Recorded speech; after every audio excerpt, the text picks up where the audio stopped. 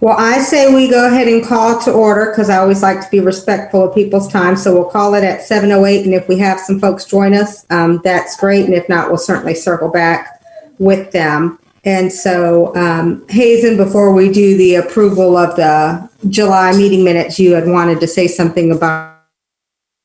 Yes. So here we go. Here comes Angela. Here comes Angela.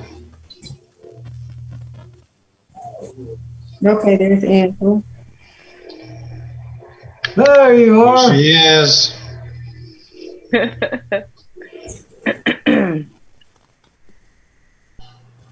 We were just talking about you and maybe the stressors of the Charlotte Police Department. And you are muted, so we can't hear you if you decide to say anything.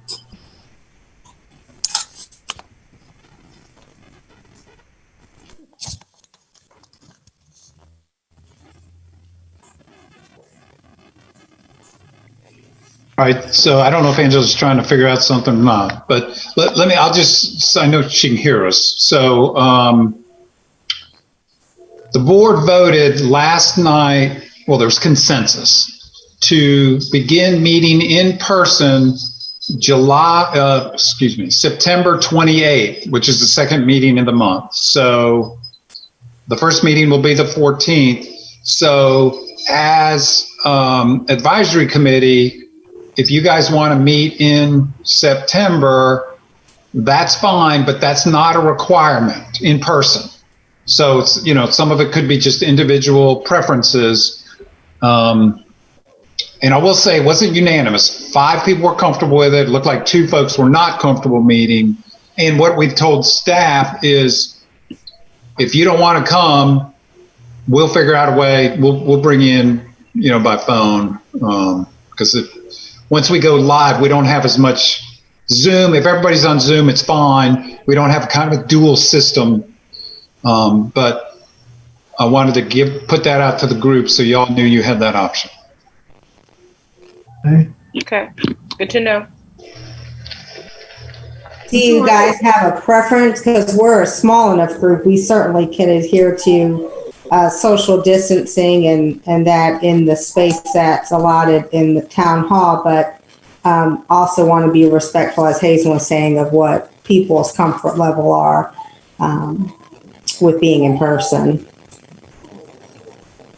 That's a real challenge. We've been real careful about staying in, and our daughter's done our shopping for us. Don't know how things will be in September. We'll just wait and see, I guess. And we can, if you want, just for the sake of planning, we can just plan on doing Zoom in September. And to Bob's point, we'll kind of play by ear, see where we are. Does that work for everybody? Yeah. All right. Let's plan on all right, that's perfect. Break, then we can take. And like you say, it is possible there to do the social distancing. We can, everybody sit in a different corner. All right, so we'll just plan on September continuing with Zoom, and then we'll see where we are at that point, and that sounds good to me. Yeah, me too. Okay, perfect. And Angela, we were saying before you jumped on that everyone should have received the email from Nikki with her resignation. So sorry to see her go. And I agree. I am sorry to see her go. Mm-hmm. I'll see if I can get a little bit more dirt there, because I emailed her after and I haven't been back on to check my email, but I just want to make sure everything's good. Okay, that's good. Well, if we go eat at Christmas like we've done, we still need to make sure she comes, don't you think? Of course, yes. Yeah. Of course. Oh, yeah.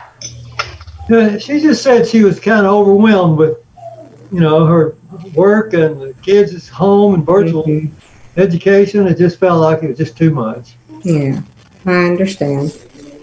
All right. So I was emailing Hazen. I know that we had a really good discussion when we were together last, and then we were to circle back with some brainstorming ideas about how we could capitalize on the climate that is currently in our society right now, and how we as a committee might be able to continue to move this dialogue forward. And so I will say I didn't hear back from anybody, and neither did Hazen, but I'm certain that you guys have thought about us since that time. So I don't have any ill will about that. But Hazen had some good ideas that I wanted to put before you all for us to consider about some of the ways we might be able to do exactly what we were talking about. One of which was, to have a community discussion on racial injustice. So, of course, given the current situation, doing that via Zoom, but being able to have that as a potential opportunity for us to host, along with a book club discussion event. So, right, maybe, and he even suggested, Marilyn, on this point, that you might have something in mind that would be a good book for us to do something like this around. But I think this is something that would be relatively, I'll say loosely easy for us to put together, that could at least start us on the path of, as this is a hot topic, which we hope to continue that momentum, that we'd be able to put some things in place to host within the town. So open to hearing your thoughts about that. Well, actually, Hazen and I did get a chance to get together and have a conversation. So that was really good. And I said, oh, yeah, we'll talk in a week, which turned into now, which is fine. So we're able to hash out some things, which I thought was just really good conversation. And I know I'm sorry, Natisha, for not circling back. I didn't even think you're okay. Because, with that followed. But exactly that, kind of having a kind of conversation. Now, when Hayes and I were talking, we were kind of both talking about many things, but the one text we were talking about was the White Fragility book by Robin DiAngelo. Mm-hmm. And really, Hazen, since our conversation, since that time, and in the climate, in the world, and just different things, and we talked about some things like that's a kind of a hitting people over the head with a 2x4. I mean, you kind of have to be in a comfortable space of receiving a certain kind of criticism with that energy. It's very powerful and wonderful and all that, but that's not everybody's temperature, right? And so we talked about that, and especially in terms of we're talking about city officials and government just at that level. Just we'd like to be more inclusive and making people feel more comfortable than putting allies and not enemies. So I think personally, if that's your preference to read, the White Fragility, that's one. But you can tell just in a couple chapters. It's a lot for a lot of people, and we don't want it to be put offish. So one thing I did think about quite recently, and it's not even a whole book. It was stimulated by my conversation with Hazen. In 1988, like way back when I started, in college and this journey, there was this classic thing, and it circled back. I didn't even realize it was 88. I think I came across it in 1990, but it's 88, and now it's coming back, and it's everywhere by the author Peggy McIntosh, I think it is, but it's called I think it's like the Carrying Your White Knapsack, or the knapsack of white privilege. That's what it's called. I think it's and it's like just 40 little points. I mean, it's like a written narrative of her like experience and awakening, very narrative, very straightforward. But then she has I think they're like 30 or 40 or 50 just things she never has to think about and has never had to think about. And they're just things for you to reflect on. So points to ponder. And that can, force people to kind of be conversational, introspective, and that kind of thing. So it's really a lot of more fingers pointing toward yourself than people having fingers pointed at you, just in terms of that conversation to be a safe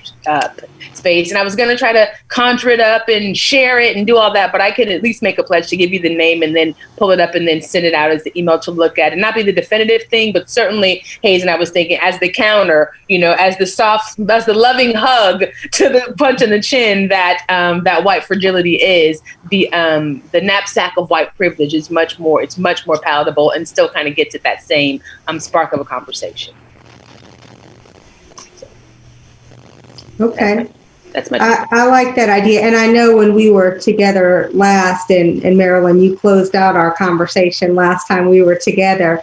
Wine. I think in what you were saying today too, with, looking at those two extremes, as frustrated as we can be or feel people should be further along than they are, we have to meet them where they are, right? So in order for us to continue that, so we're going to be dealing with many different levels of acceptance and understanding. And so I think right when it's more introspection and it's not a pointing fingers for the initial dialogue, because then as we progress, we get to the point where it is, those things are real, but then it's the really in your face, really have to sit back and self-assess and say, okay, what does this mean to me? Are these things that I'm doing or should be doing differently? So I think that's a good idea. We come in right where we think is a safe zone and we start to build on.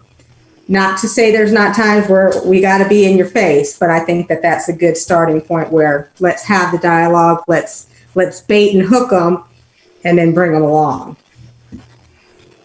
Okay. All right. Well, then if you want to, Marilyn, if you want to send out that info, that would be great.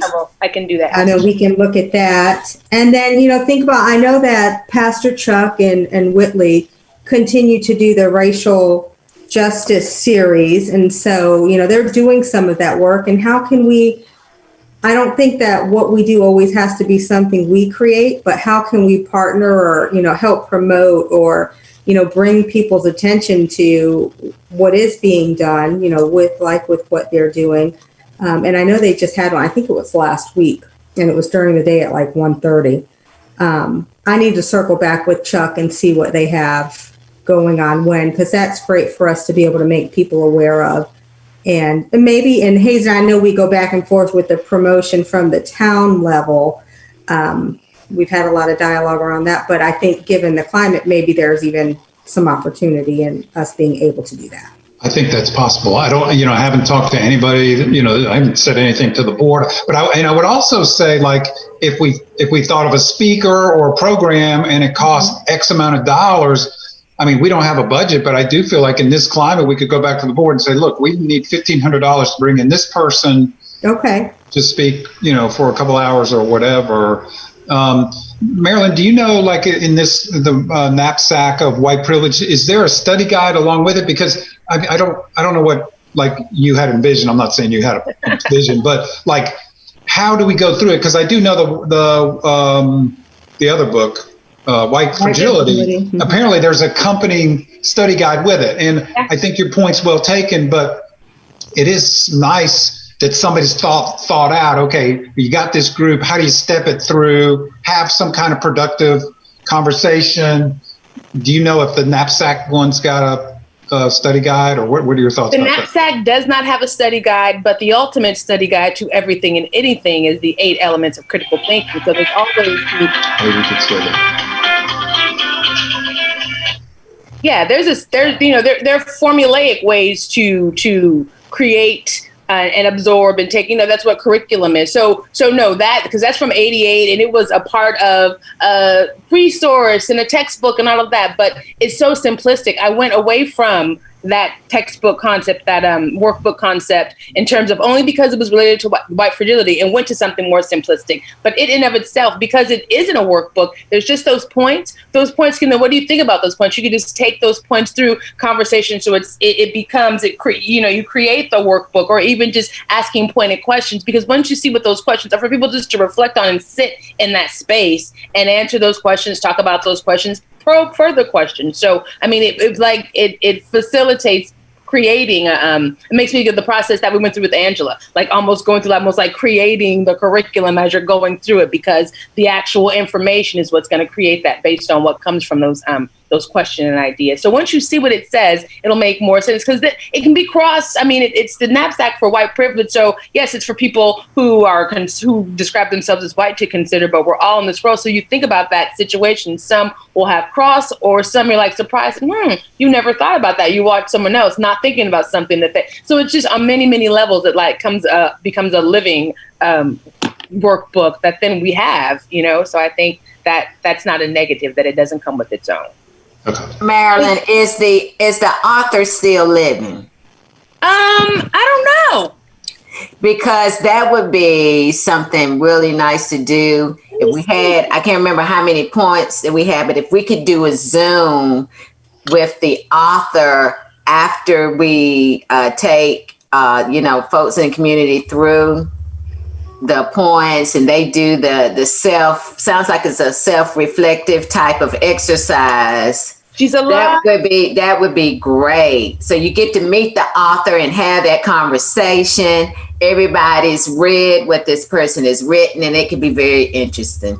All right, Angela, I flipped over. She's alive. She's 85 years old. She lives in Brooklyn, New York. It looks like she has a Facebook profile. Peggy McIntosh, American feminist, anti-racism activist, scholar, speaker, and senior research scientist for the Wesley Center of Women. She is still alive. Okay, so what are you trying to get me to do? Email her? You want me to reach out to her now? Hit her up on Facebook. Exactly. All right. And then you can get and imagine an 85-year-old woman and the perspective she would bring to it. You could really have an enriching experience for everyone. She changed my 19-year-old life. I mean, she was a part of my curriculum when I'm not came back. So all right. And with Zoom, that's all possible. Like you don't have to fly them in. You don't have to, you know.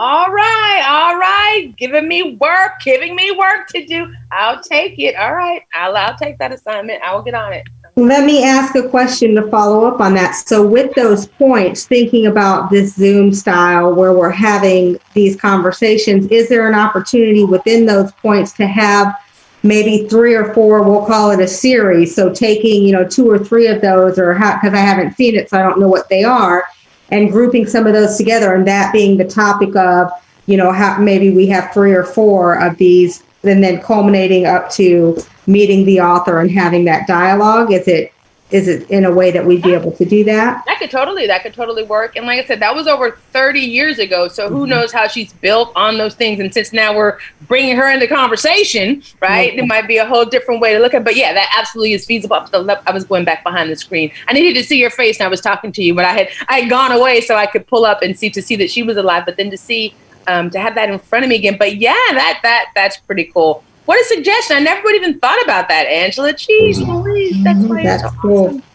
All right. So Marilyn's got that job. And I'm going to back up, guys, because I did not have us look at and approve the meeting minutes from July. So I did send those out with the agenda. So everybody should have received that. So if we could just take a second to look over those and let me know if I've captured that correctly, or if we have any changes that need to be made.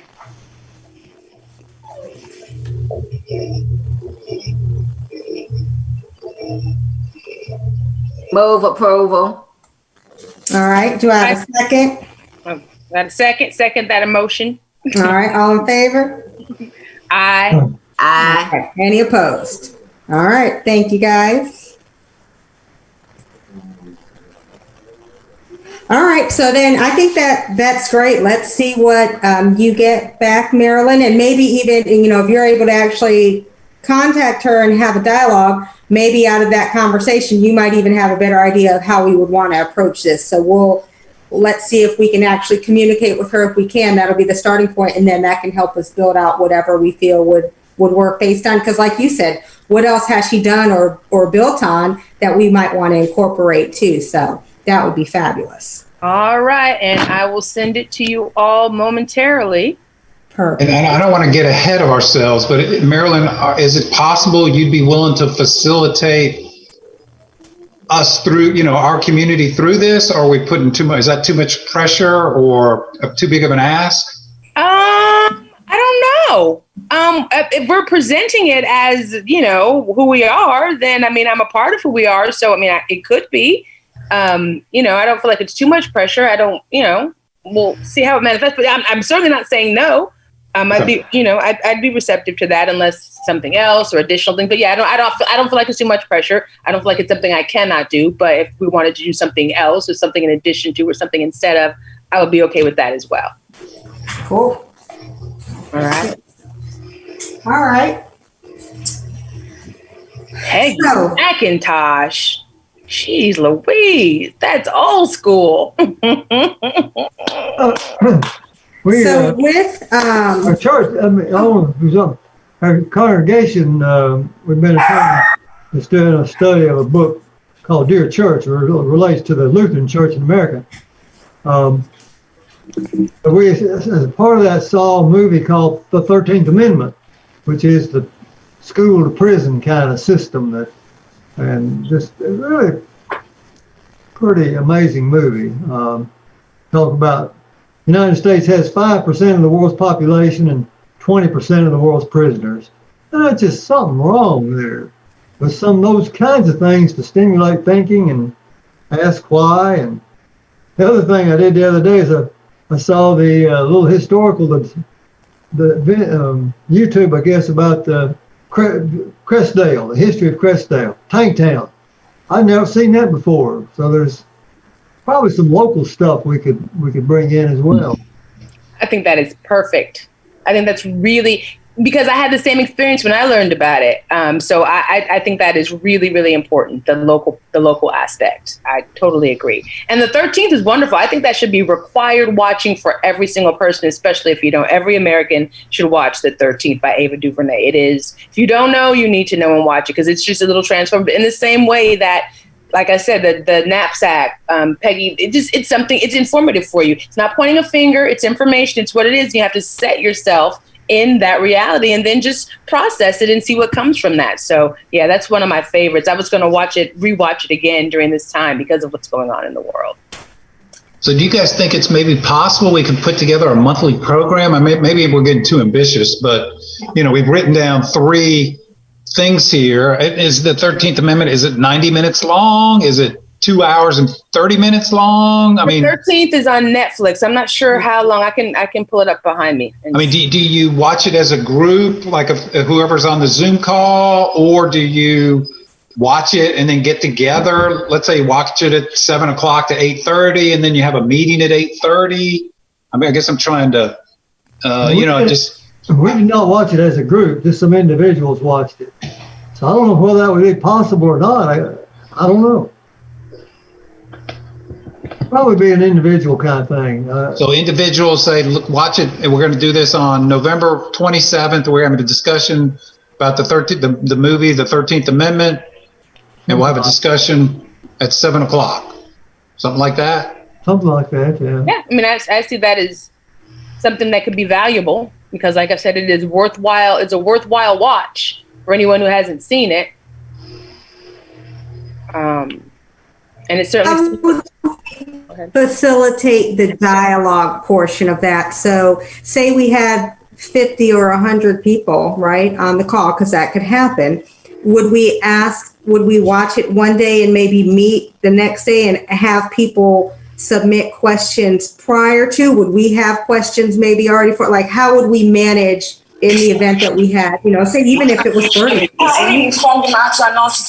It's okay, Justin. Sorry. I was trying to. Oh, I was like, I don't know what language I just learned, but. I don't know that that's the place to start. The knapsack discussion might be a better place to start. I don't know. I'm not familiar with that at all. Well, and that's, again, we can think about, to Hazen's point, if we want to do something monthly, if we want to do something every 2 months or quarterly, what makes sense? What does that look like? What would that format be? Certainly giving them something to watch and to read and then coming back together, that gives us, I think that's a safer place for a lot of folks than maybe starting in a raw conversation. But let's give some thought to, if we did that, what would that look like? How would we manage the actual, we'll call it an event, to make sure that people felt that they were heard and were able to have questions and questions answered? Will we ever have movie night back at Stumptown again, open, and have it be out and socially distanced, and have that be something? Push that back to maybe something we could do outside after we've as a reward for all these little nuggets we've done before. Like, and now we'll have an outside Stump Park 13. I'm just, it's what's interesting about that is we've gotten away from those movies because they're Disney-like movies. So the audience is very, you don't want to offend anybody, right? So you kind of appeal to the lowest common denominator. That's not really the right thing, but just to not offend anybody language-wise or anything. And so, but they found attendance was dropping, so they got away with it. They did away with it. Okay, that's fine. Well, here's a different way to think about it. Is really an adult or community discussion. Now it's a different kind of film series. It's not Disney-ish. And is that a whole nother way there may be a whole series of movies, right? That would be like Sounder. That's the only movie I ever remember going to as a family. And my mother insisted we go to it, like in 1972. to this day, it's the only movie I remember going as a family to. I don't know why. I don't know. It's a pretty powerful movie, by the way. So could we have a CDC presents, right? The Cultural Diversity Committee presents. And so maybe it is just that it's those, we pick out whatever those will be. And then how do we work with our community partners to follow up on that? So like, I think about what they were doing at Matthew's Playhouse and the different plays that they were doing specifically around race. And then with what Chuck's doing with the racial bridge building. So if we can have it, follow it up with a similar event, or that again helps to continue that dialogue, that it's not always on the committee to help create what it is, but how do we light that flame and then use our partnerships to help move them forward? And I don't know the answer to that, but there's so many of them doing some other little things that how can we be a conduit for that? I mean, I think we're like, I don't know, synergy. I guess this is synergy to me. So could you, let's say you watched this 13th Amendment in the park and there was 100 people there spread out on chairs. Do you not, I mean, it sounds difficult to have a conversation. I don't know, off the bat, it sounds difficult to have a conversation because people have to yell or get a microphone. But that's not necessarily a bad thing, right? I mean, right? You don't have to talk about everything. You can just watch it and go home and digest it or whatever. I don't know. Do we have a follow-up with a Zoom call 2 weeks later? I don't know. But I guess I just wanted to hear the group's thoughts about that. That's what I was thinking. I have two thoughts. There are probably a lot of documentaries out there that would be family friendly along these lines that we could show in the park. And then maybe you do follow up with the community Zoom call. So, we've got this, we've got this call that's going to talk about a particular subject, and the movie related to it is going to be showed on this day in the park. And that's the beginning of the whole dialogue that we have. So you package it together where the town is providing the documentary and the forum for discussion. I like that. So do I. And I'm glad you said documentary, because I don't know if that was clear, because I know, Hazen, you brought up Sounder. I'm really particular about fictional movies. I mean, I'm glad Sounder was meaningful and all that, but when I present something in a group like that, it's definitely, the 13th is definitely a documentary. So it's not, with characters and the storyline and the setting and someone's ideas. This is a documentary about the 13th Amendment. And so I would only be courageous enough to put something like that in open if it's like a documentary. So I'm glad that Angela used that. It's not a movie, but a documentary. Okay. Well, then let's see if we can put some meat to something like that too. And Hazen, to that point, from the town perspective and standpoint of being willing and able to put that on. Again, it is, at least would be outdoors. We could adhere to the spacing, but what that might look like, feel like, and the appetite for that. Yeah, I like the idea of coming together to the board with a plan. Like, okay, we'd like to do documentaries in the park. Let's, family friend. Family friendly. But some of these are tough subjects. Some families may say, "Oh, this is a little uncomfortable for me," but they're not, obscene or But I think and maybe you say, okay, let's do it. I'm thinking out loud, but do it in the spring, right? Instead of trying to push because we're still into phase 2. Maybe if we got out of phase 2, went into phase 3, September, October, maybe early November, those are great months to be outside. I don't know if you say, okay, well, let's just try to punt it to the spring and see. And, here's 4 documentaries we'd like to show and bring that to the board. What about, I don't know, the history of Crestdale. That's not like a really long thing, but could we do it Zoom call and then have an subject matter expert and, talk about that. Some of those folks still living. Harvey Boyd. Yeah. Still around, of course I know. Yeah. The knapsack of white privilege. That's a Zoom call. That's a book. That's not a documentary. It's not even a book.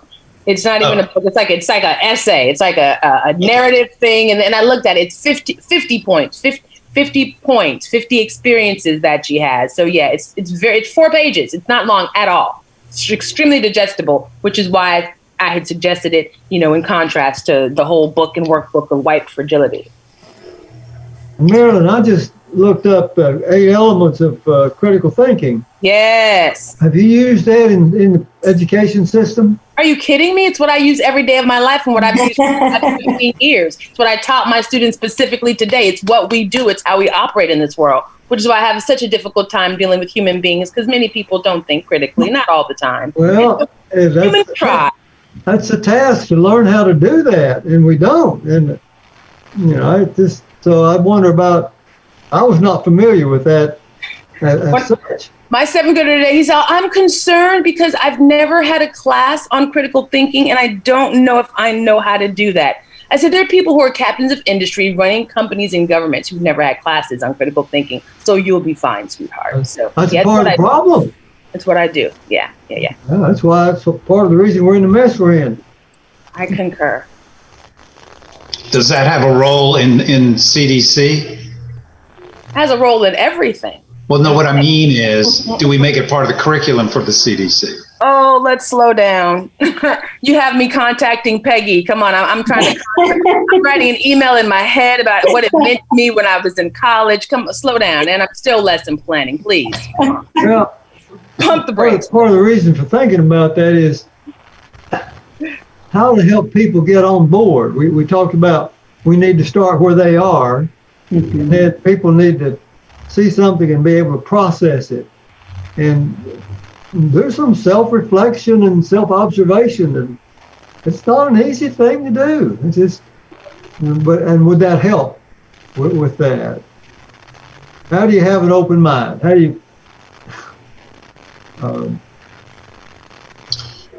So let me just say how I've structured this. So I've structured it as kind of Zoom focused stuff, and to me, we got 2 topics that are Zoom focused. Would be the knapsack of white privilege, and then the Crestdale history, right? Those are 2 Zoom, and then for kind of the CDC presents documentaries in the park. The one example I got, I guess, is the 13th Amendment. It sure would be nice. To me, it would be nice to have a couple more documentaries, maybe a couple more topics for Zoom, and bring something like that to the board and say, look, here's our vision. Maybe through COVID, we're going to do Zoom calls, and I don't know, maybe that's through February, just for argument's sake. And it's going to be cold too. So, could we come up with a couple other Zoom-like topics to make it a monthly, or should we do bi-monthly? I mean, every other month.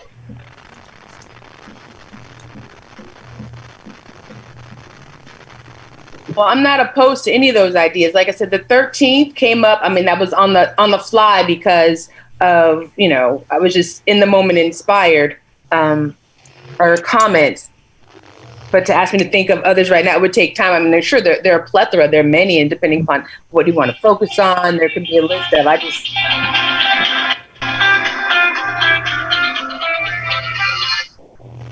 Sorry, it's my wife's phone. I don't know how to turn it off. I think that there's nothing wrong with us taking what we've talked about tonight and then building on that, right? So looking at and being intentional about, so if we're saying we're going to do 3 or 4, what does make sense that we'd want to present? And so I think we just go and come back with ideas and then flesh that out as a group of what we think would be the most beneficial. And then that's very easily, I don't think that sounded right. That's something we can continue to do as we move forward, especially once we're able to get people in place, because then maybe that turns into something more. So maybe we do the movie and then maybe we have somebody that does spoken word, or, we can just build on once we're able to be together, what that could grow into outside of the follow-up with the Zoom. So I think it definitely gives us a starting point, and we can guide how we want this to go based on the recommendations we come back with. So why don't we just do that? Think about come back with some ideas of what some of these documentaries could be. Marilyn will follow up and reach out to Ms. McIntosh to see, what might be an opportunity there. And then in the meantime, too, I can circle back to some of our community partners to see what they have coming down the pipeline, to see how we might be able to align with some of the things that'll be happening outside of what we're discussing that we could tie into. Does that sound fair? Yeah, and if you guys don't mind, I'll reach out to Albemarle County Manager is a good buddy of mine, and that's the county that's outside of Charlottesville. And we talked to his diversity, inclusion and diversity person. He's got a full-time person, and of course, they're right next to UVA, so they got a lot of professors there too. But I'll reach out to her, see if she has some suggested, like, I don't know what you'd call them, starters that would fit well into kind of these two categories. A big concern of mine is economic disparity, and I don't know quite how to address that. But, I'm not sure what kind of documentary there, but I'll look around. Okay, it's definitely a start. It's a very good start.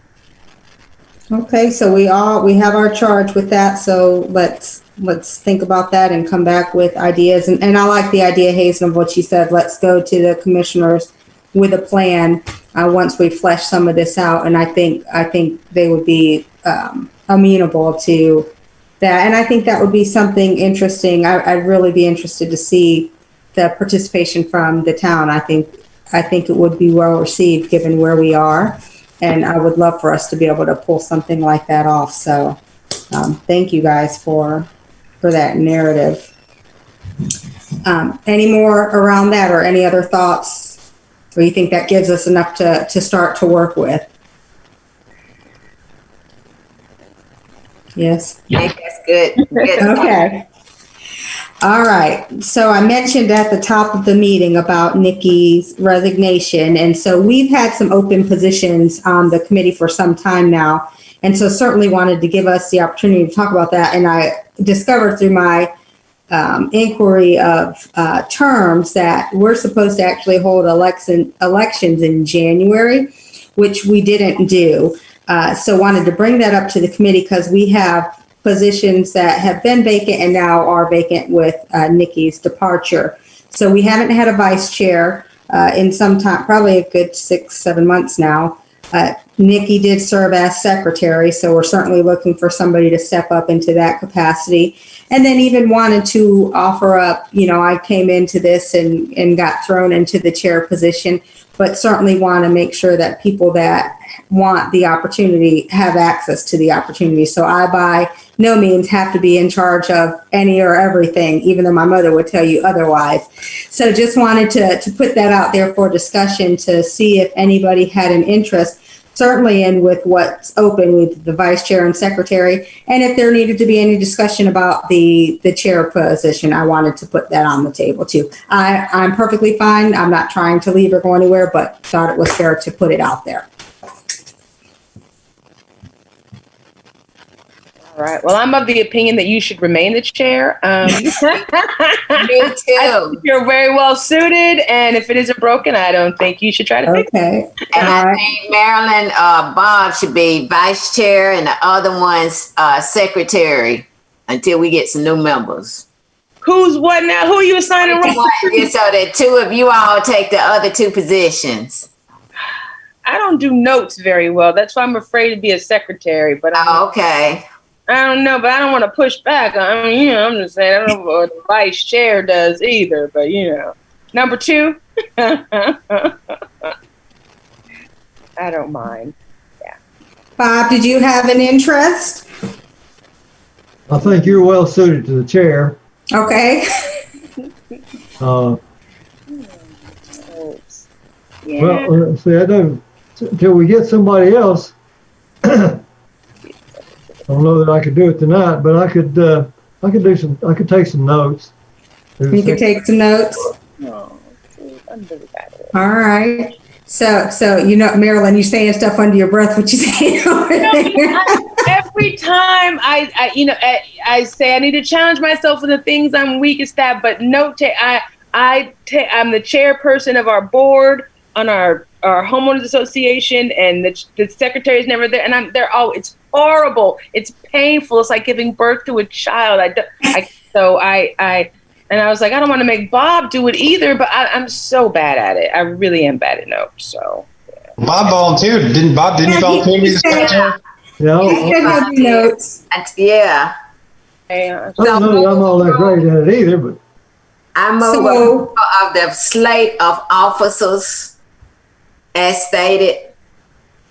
Okay, all right. Do we have a second? I'll second it. Can I second it even though I'm a part of it? Well, there's only so many of us, can't she? I think where I can second. To double dip in the Robbins rule book. Oh boy. HOAs have to be the toughest jobs in the world. Yeah, they are. Those are. All right. My own family refers to me as the mob. Oh. So for the nominations that are on the table, or the motion that's on the table, we've got Angela and Marilyn with a second. All in favor? Aye. Any opposed? All right. Y'all are in. Perfect. Well, that's helpful. And I'll certainly... hold the applause. I've taken notes today. I know Hazen has too, so we'll certainly make sure that we have that. I did email everyone the knapsack. I was hidden away for a moment. So when you pull up your emails, I was able to, I attached it to the email that you sent out regarding the agenda for tonight. I just replied all with that PDF so that you all have that. Perfect. Thank you for that. So then as it relates to our committee as a whole, we, prior to this call, we're supposed to have an interview, and the young lady wasn't able to attend, but she is going to reschedule. So there's a list that Lori sent out earlier today, and we had Marilyn and Bob and myself and Nikki at the time conducting interviews for potential committee members. And so we've agreed that we will set up a time prior to our next meeting rather than waiting a month before we interview some folks. So I'm going to circle back with Lori tomorrow to give her some dates so that we can get some of these folks scheduled to see if we can't add some members to our roster, because we can go up, I think it's 9. I know I always question this every time. So we certainly have opportunity in terms of adding some folks. We did have 2 good candidates that we had interviewed prior to everything happening with COVID. And Hazen, do you know, and I didn't ask Lori this today when we were back and forth, she was going to reach out to those folks to see if they were still interested. I don't know. She hadn't heard it. Excuse me. She hadn't heard anything back yet. Okay. So we'll have to see. If there were 2 gentlemen that we thought would be good fits. And so we'll find out if they're still interested, because they would certainly be viable candidates. So more to come. Hopefully next time we're together, we will have spoken to some other folks and done those interviews, but we will let you know so that we can beef up our committee again here. Aside from that, was there any other business or things that we didn't talk about we need to talk about? Covered a lot. It is 9 members, Natisha. Okay, that's what I thought. Well, in case you haven't heard it today, I appreciate each one of you. And I know this is an extra effort, especially given everything we all have going on in our daily lives. And so I appreciate the continued commitment to help continue to flesh this out. And we know it's a labor of love, but I really feel we're going to get there. And we're going to look back at this one day and be like, we did that. So I'm excited about what I feel we have in front of us still. So thank you all for continuing to support and your commitment to be here. I appreciate that. But thank you for your leadership. Oh, my pleasure. My pleasure. Well, if there's, I'm sorry. That's it. I was saying thank you. Oh, thank you. Thank you. If there's no other business, then we are going to wrap this up at 7:52. I'll make note of that. And I'll type up my notes and get those out. And then Marilyn and Bob, be on the lookout for email with some prospective dates for those interviews. Okay. Okay. All right. So, We good? all right. So Good. All right, guys.